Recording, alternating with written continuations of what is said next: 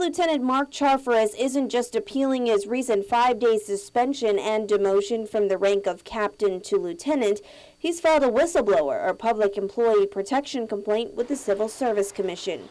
Charfauros alleges that he has been the victim of retaliation by high-ranking members of the police department that he says has resulted in questionable adverse personnel actions and what he calls unjustified criminal arrests against him.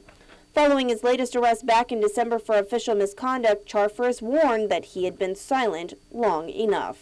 It is something that I have been quiet about. It is something that I've brought to the attention of individuals within the police department that this is inappropriate and that we will be in bad light if this would ever come out. And in an 11-page complaint, Charfauros details the examples of being targeted by a certain faction within the police department.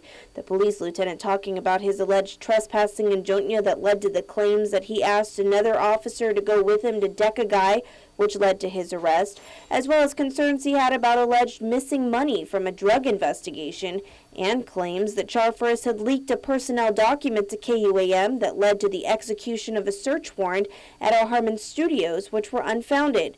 Charfauros contends that much of the retaliation stems from his transfer to the police department as a captain from the airport police. The transfer, coincidentally, occurred when Paul Suba was police chief.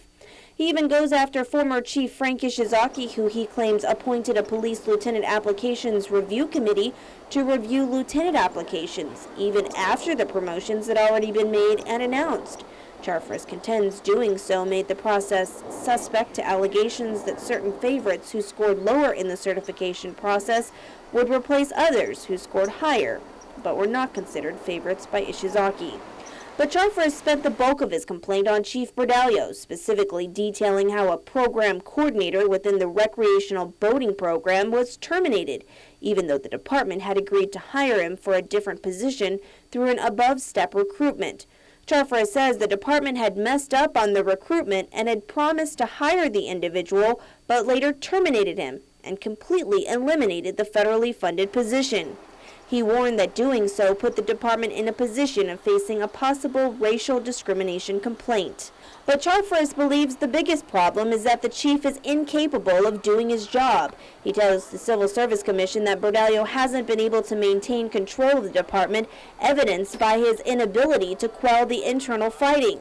Charfauros has asked the Civil Service Commission to reinstate him to the rank of police captain and ordered that GPD reimburse him for wages he lost as a result of his demotion and suspension, that he be reinstated as the Division Chief of Administration Division, pay his attorney's fees, and that the chief request assistance from the governor for additional staff to address his inability to take control of his department.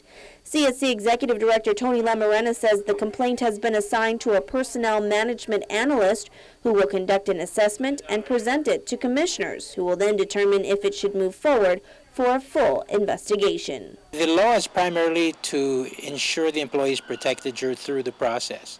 If in fact there's some criminal intent, then we turn the findings over to the proper authorities.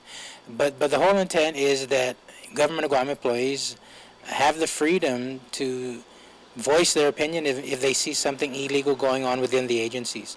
So it does protect the employee. Reporting for Guam's News Network, I'm Mindy Uggan.